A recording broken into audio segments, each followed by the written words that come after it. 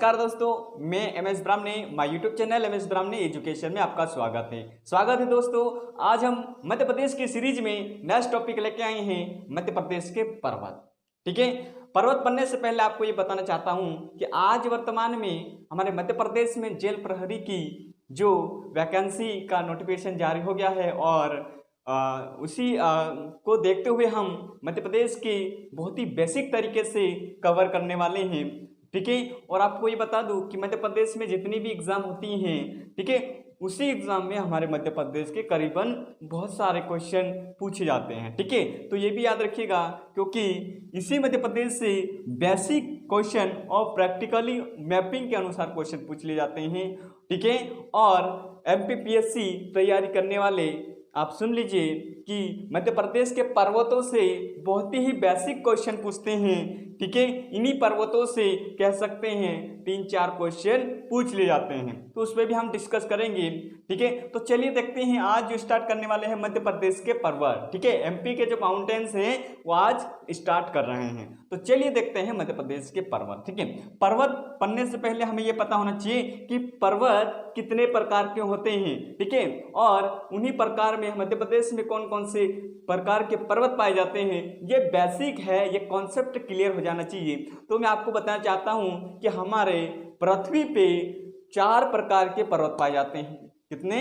4 प्रकार के पर्वत पाए जाते हैं।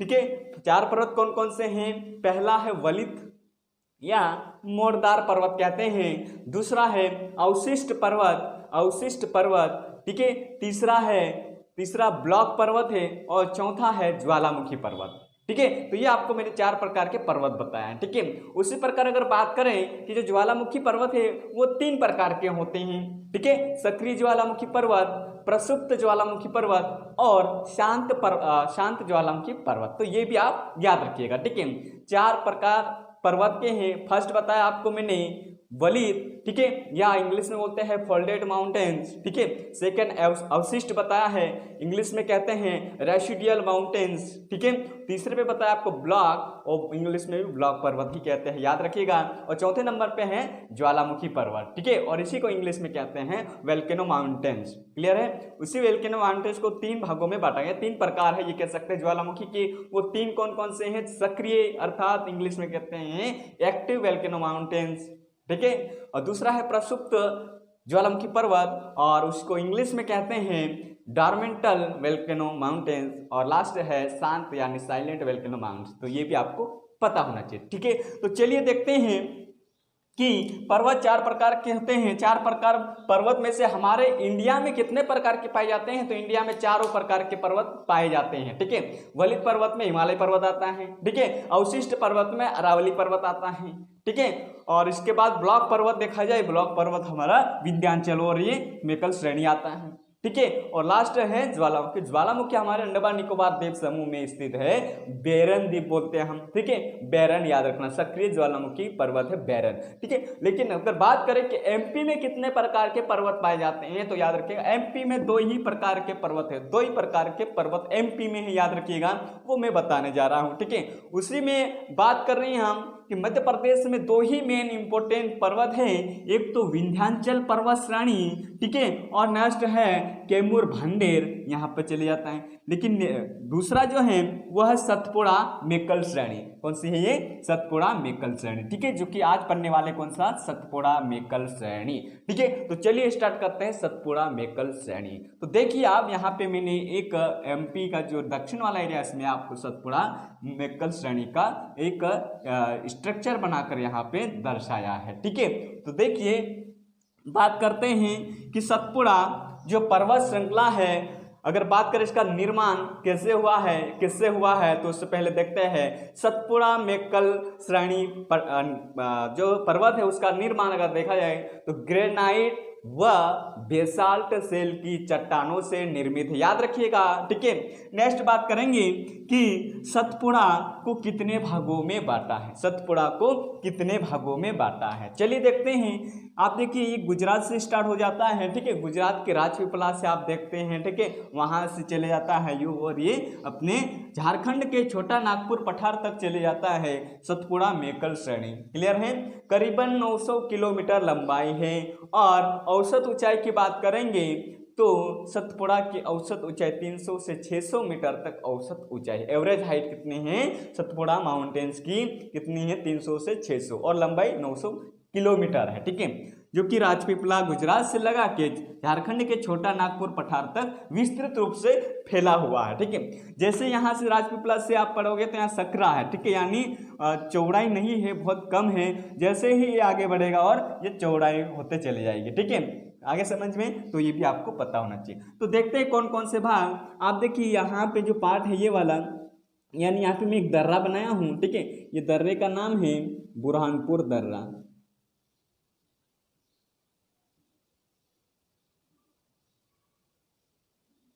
ठीक है, ये है बुरहानपुर दर्रा। ये आपको बताया है, ये एक सिंबल दिया है। ठीक है, ये पास है, यानी बुरहानपुर का दर्रा कहते हैं।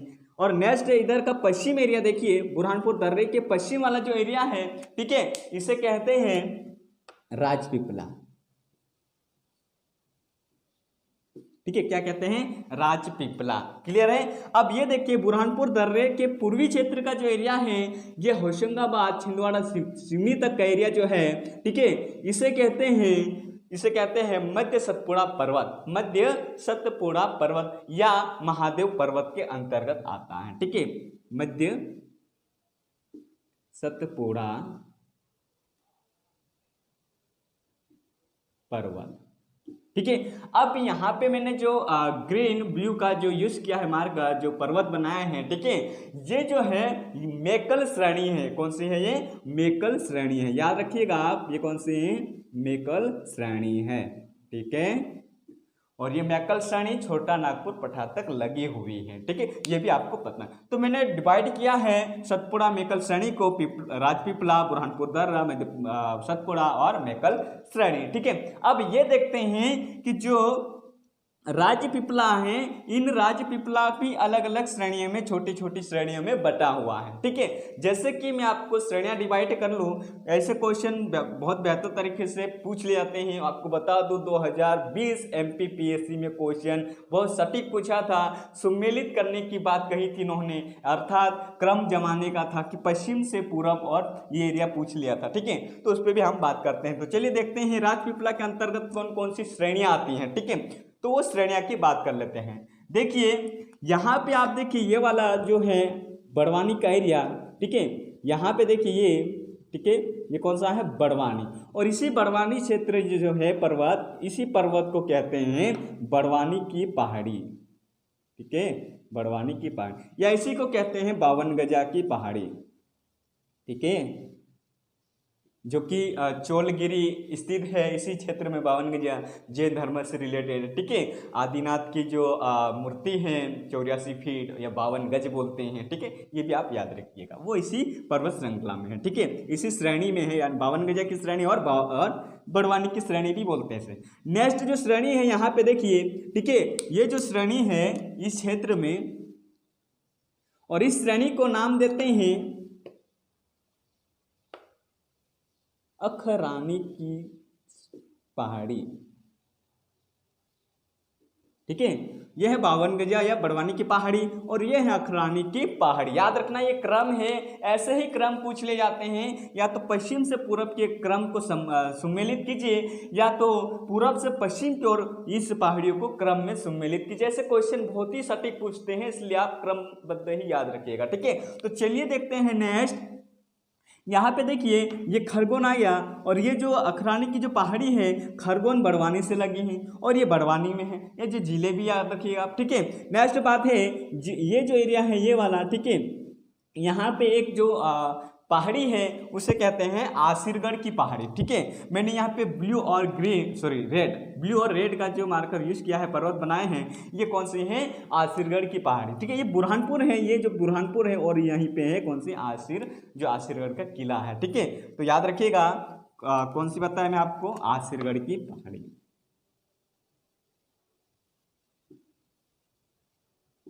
आसिरगढ़ की पहाड़ी। ठीक है, तो ये भी क्लियर हुआ। नेक्स्ट बात करेंगे, ये बुरहानपुर दर्रा बता दिया, जो मध्य प्रदेश का दक्षिण का जो कुंजी दक्षिण का द्वार भी कहते हैं और कुंजी भी कहते हैं, ये याद रखिएगा आप। ठीक है, नेक्स्ट बात है यहाँ पे देखिए, ये जो मैंने बताया आपको ग्रीन और ब्लैक। ठीक है, ग्रीन ब्लैक जो यूज किया है, ये एक पहाड़ी है। ठीक है, उस पहाड़ी को बोलते हैं बीजागढ़ की पहाड़ी। ठीक है, कौन सी है ये? बीजागढ़ की पहाड़ी। याद रखिएगा आप, बहुत ही इंपॉर्टेंट है, बीजागढ़ पहाड़ी। ठीक है, ये क्रम याद रखिएगा, बहुत इंपॉर्टेंट बताने जा रहा हूं आप लोगों को। ठीक है, तो मैंने बताया है जो ब्लैक और ग्रीन है वो कौन सी पहाड़ी है? बीजागढ़ की। अब नेक्स्ट देखिए, यहाँ पे रेड और ग्रीन जो मार्कर यूज हुआ है। ठीक है, जो पर्वत मैंने एक बनाया है, ये जो पर्वत है इसका नाम है ग्वालीगढ़। ठीक है, कौन सी पहाड़ी है? ग्वालीगढ़ की पहाड़ी है। क्लियर है? ये कौन सी पहाड़ी है? ग्वालीगढ़। चलो यहाँ पे मैं दर्शाता हूं। ठीक है, ग्वालीगढ़ की पहाड़ी। समझ में आ रहा होगा आप लोगों को। ठीक है, अगर समझ में आ रहा है तो हम हमारे चैनल को सब्सक्राइब, लाइक व शेयर कीजिएगा। ठीक है, नेक्स्ट है यहाँ पे देखिए, ये जो मैंने ब्लू और रेड जो यूज किया है, ये वाला एरिया। ठीक है, ये है महादेव पर्वत। ठीक है, कौन सा है? महादेव पर्वत। और उसी महादेव पर्वत में ही पंचमढ़ी है। ठीक है, उसी महादेव पर्वत में ही पंचमढ़ी है, याद रखिएगा। और इसी महादेव पर्वतीय जो क्षेत्र है, इसी में आपको कालीभीत पहाड़ी मिलेगी। ठीक है, इसी में आपको नंदीगढ़ पहाड़ी मिलेगी, इसी में आपको चौरागढ़ पहाड़ी मिलेगी, और इसी में आपको धूपगढ़ की चोटी मिलेगी, जो कि सबसे ऊंची चोटी है। मध्य प्रदेश का हाई पीक पॉइंट कौन सा है? धूपगढ़ है। कहाँ पे है ये? महादेव हिल्स में है। ठीक है, कौन से माउंटेन्स में? सतपुड़ा। ठीक है, कौन से जिले में? ये है होशंगाबाद में। ठीक है, कौन से क्षेत्र में? तो पंचमढ़ी में। ये याद रखिएगा, बहुत बेसिक है ऐसे क्वेश्चन, ये एमपीपीएससी में पूछ लेते हैं। और मध्य प्रदेश के जितने भी एग्जाम होते हैं ऐसे सटीक क्वेश्चन पूछ लेते हैं, तो याद रखिएगा। ठीक है, तो ये जो मैंने बताया कौन सी है? महादेव की पहाड़ी। कौन सी है? महादेव की पहाड़ी। ठीक है, अब ये देखिए, इसी महादेव पहाड़ी जो है, इसी में छोटी छोटी पहाड़ियां हैं। ठीक है, उस पर ही बात कर लेते हैं। जैसे ये बैतूल है। ठीक है, इस बैतूल में ये जो पहाड़ी है, ये वाली, इसे कहते हैं, याद रखिएगा, बहुत इंपॉर्टेंट, कालीभीत पहाड़ी। कौन सी है? कालीभीत पहाड़ी। ठीक है, ये है कालीभीत पहाड़ी। आपको बता दूं, कालीभीत एक क्या है? अभ्यारण्य है। ठीक है, जहां पर भालू को संरक्षण दिया जाता है। ठीक, कहां पर है? ये बैतूल में है। ठीक है, अब ये भी बता दो, इनके हाइट का जिक्र करें तो हाइट भी देख सकते हैं। बड़वानी की जो पहाड़ी है, उसकी जो हाइट देखा जाए तो 641 मीटर है। ठीक है, 7 कवर कर लीजिए। उसी प्रकार बात करें बीजागढ़ की जो पहाड़ी है, उसकी हाइट 849 मीटर है। ठीक है, उसी प्रकार अगर कालीभीत की बात करेंगे तो 770 मीटर इसकी हाइट है। ठीक है, इसकी ऊंचाई है। उसी प्रकार अगर बात करेंगे महादेव, तो उसमें थोड़ी सी चोटी की बात करेंगे, तो वो नेक्स्ट बात करेंगे। ठीक है, तो यहाँ पे और देखिए, ये जो कालीभीत है उसके उत्तरी क्षेत्र में, ठीक है, उसके उत्तरी क्षेत्र में यहाँ पे देखिए, इस क्षेत्र में एक और छोटी पहाड़ी है, उसे बोलते हैं नंदीगढ़। ठीक है, कौन सी पहाड़ी है? नंदीगढ़ पहाड़ी है। ठीक है, हिल्स है, ये याद रखिएगा, बहुत ही इंपॉर्टेंट है। उसी प्रकार कालीभीत के उत्तरी क्षेत्र में यहाँ पे उत्तर पूर्व क्षेत्र में यहाँ पर देखिए आप, एक पर्वत है एक पहाड़ी है, उस पहाड़ी को बोलते हैं चौरागढ़। ठीक है, कौन सी है? चौरागढ़ याद रखिएगा, बहुत ही इंपॉर्टेंट है। और इसी चौरागढ़ पहाड़ी को मध्य प्रदेश की दूसरी ऊंची चोटी बोलते हैं। ठीक है, चौरागढ़ दूसरी सबसे ऊंची चोटी एमपी की कौन सी है? चौरागढ़। कहां पर है ये? तो याद रखना है, ये भी होशंगाबाद क्षेत्र में आती है। ठीक है, अगर इसकी हाइट पूछ ली जाए तो कितनी है? 1326 मीटर है। मध्य प्रदेश की दूसरी ऊंची चोटी, बिल्कुल मत भूलिएगा क्योंकि इंपॉर्टेंट है। क्लियर है? नेक्स्ट बात करेंगे, ये होशंगाबाद आ गया। इसी होशंगाबाद में पंचमढ़ी है। ठीक है, इसी पंचमढ़ी में कौन सा पर्वत है? महादेव। यहाँ पे देखिए, ये कौन सा है? महादेव पर्वत। क्लियर है? और इसी महादेव पर्वत जो है, इसी महादेव पर्वत में सबसे ऊंची चोटी है, हाई पीक पॉइंट है, वो कौन सी है? धूपगढ़। ठीक है, मैं यहाँ पे बना देता हूँ ये चोटी। ठीक है, और ये कौन सी? सेकंड वाली चोटी। ठीक है। तो मैंने फर्स्ट वाली बताई कौन सी, ये महादेव पर्वत में है। अब महादेव पर्वत की बात करेंगे, ये कहाँ पर है, पंचमढ़ी में है, पंचमढ़ी में। पंचमढ़ी कौन से जिले में आता है, तो होशंगाबाद जिले में आती है, ठीक है। अब चोटी का नाम क्या है, हाई पीक पॉइंट क्या है, तो धूपगढ़ है, ठीक है। अब धूपगढ़ सबसे ऊंची चोटी है मध्य प्रदेश की, तो उसकी ऊंचाई कितनी है, तो ऊंचाई भी पता होना चाहिए आप लोगों को, 1350 मीटर ऊंचाई है। देखिए ये 1350 है और ये 1326, अब ये सेकंड हुई, ठीक है। तो ये भी आप याद रखिएगा, बहुत ही इंपॉर्टेंट है। तो मैंने ये एक पहाड़ी बताया है। उसी प्रकार नेक्स्ट बढ़ेंगे इस क्षेत्र में, तो ये कौन सी हुई, ये ओनली ये है मेकल श्रेणी, ठीक है। जैसे मैं बताया राजपीपला देखिए कहाँ से, बड़वानी में, खरगोन में, और ये बुरहानपुर का कुछ एरिया आता है, ठीक है। उसके बाद देखिए बुरहानपुर में बुरहानपुर दर्रा है, ठीक है। नेक्स्ट देखिए ये मध्य सतपुड़ा है, मध्य सतपुड़ा में कौन कौन सी, जैसे कि बीजागढ़ की पहाड़ी, जो कि कहाँ पे है, खंडवा में स्थित है, ठीक है। इसके बाद ग्वालीगढ़ की पहाड़ी, खंडवा, हरदा, बैतूल, याद रखना है, खंडवा, हरदा, बैतूल क्षेत्र में फैले है कौन सी, ग्वालीगढ़ की पहाड़ी, क्लियर है। उसके बाद नेक्स्ट बताया आपको नंदीगढ़ पर्वत, जो बैतूल क्षेत्र में आती हैं, ठीक है। नेक्स्ट कालीभीत, ये भी बैतूल में है। नेक्स्ट देखिए आप उसी प्रकार यहाँ पे चौरागढ़ है, जो कि मध्य प्रदेश की दूसरी ऊंची चोटी है, कौन से है, चौरागढ़, 1326 मीटर। उसके उत्तरी क्षेत्र में कौन सी है, मध्य प्रदेश की सबसे ऊंची चोटी कौन सी है, धूपगढ़, 1350 मीटर। ये कहाँ है, पंचमढ़ी में महादेव पर्वत, और जिला पूछे तो होशंगाबाद, क्लियर है। अब ये देखिए इसी बैतूल क्षेत्र के ये जो है मैंने बताया कालीभीत के इस क्षेत्र में यहाँ पे, ठीक है, एक शिखर है, ठीक है, याद रखना, बहुत इंपॉर्टेंट है। एक शिखर है, उसका नाम है वर्धन शिखर। कौन सा है, वर्धन शिखर। ये देखिए मैं यहाँ पे बताए हैं आप लोगों को, ये वाला एरिया, ठीक है, कौन सा है, ये वर्धन शिखर, ठीक है, वर्धन शिखर, क्लियर है। तो याद रखना, बहुत इंपॉर्टेंट है। इसी वर्धन शिखर के उत्तरी क्षेत्र से एक नदी निकलती है जिसका नाम है पेंच नदी, वर्धा नदी। कौन सी, वर्धा नदी, ठीक है। पेंच नदी सिवनी से निकलती हैं, लेकिन याद रखना है। और इसी वर्धन शिखर के दक्षिण में मुल्ताई नामक स्थान से ताप्ती नदी निकलती, वो भी बहुत इंपॉर्टेंट है, ठीक है, वो भी मैं बात करूंगा। तो ये आपको समझ में आई होगी, पहाड़ियाँ बहुत ही इंपॉर्टेंट है, ये क्रम से पूछ लिए जाते हैं, बेसिक है, याद रखिएगा, ठीक है। अब ये बात करते हैं कि इसकी मैंने औसत ऊंचाई बताई 300 से 600 मीटर, लंबाई 900 किलोमीटर बताई है, ठीक है। और आपको मैं ये बताना चाहता हूँ कि जो सतपुड़ा मेकल श्रेणी है, इसका निर्माण आपको बताया है ग्रेनाइट बेसाल्ट सेल से निर्मित है, ठीक है। अब बात करते हैं मेकल श्रेणी की, ठीक है। मेकल श्रेणी का अगर निर्माण पूछा जाए तो याद रखेगा, कुड़प्पा नाम सुना होगा, कुड़प्पा धारवाड़ सेल समूह से हुआ है, ठीक है, एक चट्टान होती है, याद रखिएगा। तो मेकल श्रेणी की बात है, ठीक है। उसी प्रकार अगर बात करें ये कौन कौन से जिले में विस्तृत रूप से फैली हुई है, तो याद रखिएगा, ठीक है, छिंदवाड़ा, सिवनी, बालाघाट, मंडला, डिंडोरी, अनूपपुर जिले तक विस्तृत रूप से फैली हुई मेकल श्रेणी, ठीक है। या कुल मिलाकर कहा जाए तो सतपुड़ा मेकल श्रेणी कहा जाता है टोटल को, ठीक है। तो ये अभी आप लोगों को याद होना चाहिए। अब ये देखिए कहाँ तक फैली है, तो छोटा नागपुर पठार, जो कि झारखंड तक विस्तृत रूप से फैली हुई, ठीक है, क्लियर है। अब ये देखते हैं कि ये जो हमने पढ़ा है, इसी क्षेत्र की बात करेंगे कि जो मेकल श्रेणी, इसकी ऊंची चोटी पूछ लिया है, हाई पीक पॉइंट मेकल श्रेणी जो रेंज है, ठीक है, इसकी ऊंची चोटी कहाँ पे है, अमरकंटक। कौन सी है, अनूपपुर जिले में, अनूपपुर जिले में कौन सी है, अमरकंटक, ठीक है।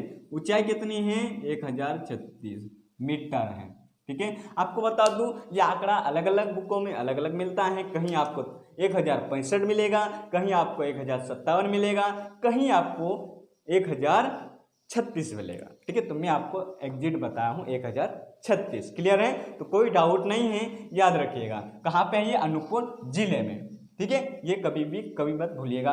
अब बात आती है सतपुड़ा मेकल श्रेणी कौन से पर्वत का एक एग्जाम्पल है, एक उदाहरण है, ठीक है। जैसे मैंने 4 पर्वत बताए, उनमें से कौन सा है, तो सुन लीजिए आप, जो कि 4 पर्वत बताए कौन कौन से। एक तो फोल्डेड माउंटेन बताया आपको मैंने, ठीक है। दूसरा बताया है आपको कौन सा, रेसिडियल माउंटेन, ठीक है। तीसरा बताया है आपको कौन सा, ब्लॉक माउंटेन्स। और लास्ट बताया आपको कौन सा, वोल्केनो माउंटेन। ठीक है, तो इन 4 पर्वत में से कौन से पर्वत के अंतर्गत आता है सतपुड़ा? ठीक है, तो देखिए यहाँ पे है रेसिडुअल अर्थात अवशिष्ट पर्वत, यह है फोल्डेड माउंटेन अर्थात वलित या मोड़दार पर्वत, और ये है ब्लॉक यानी ब्लॉक पर्वत, ज्वालामुखी पर्वत यानी वोल्केनो माउंटेन। ठीक है, बात करेंगे जो रेसिडुअल माउंटेन से अर्थात अवशिष्ट पर्वत है, उससे अवशिष्ट पर्वत जो एक प्रकार है उसी का एक एग्जाम्पल कौन है? सतपुड़ा। कौन है? सतपुड़ा, याद रखिएगा। और इसी सतपुड़ा से नेक्स्ट है मेकल श्रेणी। ठीक है, मेकल श्रेणी बात करेंगे तो ब्लॉक का एक एग्जाम्पल है, ब्लॉक माउंटेन्स का एक एग्जाम्पल मेकल श्रेणी है। लेकिन सतपुड़ा की बात करेंगे, ये यहाँ तक की बात है, तो ये किसका एग्जाम्पल है? रेसिडुअल माउंटेन्स अर्थात अवशिष्ट पर्वत का एक एग्जाम्पल है। ठीक है, ये भी आपको समझ में आ गया। अब ये बात करते हैं कि नर्मदा नदी के दक्षिण व तापी नदी के उत्तरी क्षेत्र में कौन सा पर्वत है? तो सतपुड़ा है। इसे ये है कॉन्सेप्ट क्लियर करिएगा। ठीक है, बहुत ही इंपॉर्टेंट है। क्वेश्चन पूछ लेते हैं कि नर्मदा नदी और तापी नदी का जल विभाजन कौन सा पर्वत करता है? तो आंसर आएगा दोस्तों सतपुड़ा। ठीक है, जैसे कि यहाँ पे देखिए जो बैतूल के मुल्ताई से निकलती है ताप्ती नदी, कौन सी? तापी। बैतूल से खंडवा, बुरहानपुर, बुरहानपुर से ये अपने कहाँ चले जाते? महाराष्ट्र में। उसी प्रकार हमारी जो नर्मदा नदी है ये यहाँ से निकलते अमरकंटक से, अरे अनूपपुर जिला। ठीक है, डिंडोरी से, मंडला से, उन्नीस से जबलपुर, ठीक है, इसका नरसिंहपुर आता है, होशंगाबाद। ठीक है, ऐसे करके ये प्रवाहित होती है। तो इसके मध्य कौन सा पर्वत हो गया? सतपुड़ा। तो ये कह सकते हैं नर्मदा नदी का जल, तापी नदी का जल विभाजन कौन सा पर्वत करता है? सतपुड़ा। ये याद रखिएगा, बहुत ही इंपॉर्टेंट है। ठीक है, एमपी के हर एग्जामों के लिए काफी इंपॉर्टेंट है पर्वत। ठीक है, कभी मत भूलिए, बहुत बेसिक तरीके से पढ़िए। ठीक है, नेक्स्ट बात करते हैं, मैंने पर्वत एग्जाम्पल ले लिया है। इसके बाद ये सुन लीजिए आप कि जो हमारा बुरहानपुर दर्रा है इसे मध्य प्रदेश का दक्षिण द्वार या दक्षिण की कुंजी कहते हैं। कभी मत भूलिएगा आप कहाँ पे हैं? बुरहानपुर में है। ठीक है, अब फैक्ट क्या क्या आते हैं और क्या क्या क्वेश्चन पूछते हैं वो भी आप सुन लीजिए। क्वेश्चन ये पूछ लिया है कि यहाँ से कौन कौन सी नदियाँ निकलती है? सतपुड़ा मेकल पर्वत से कौन कौन सी नदी निकलती है? रिवर्स का जो ओरिजिन एरिया है कौन कौन सा है? ठीक है, तो सुन लीजिए, खरगोन से कुंदा नदी व साटक नदी सतपुड़ा पर्वत से निकलती हैं। ठीक है, नेक्स्ट है बड़वानी से जो गोई नदी है वो इसी सतपुड़ा पर्वत से निकलती है।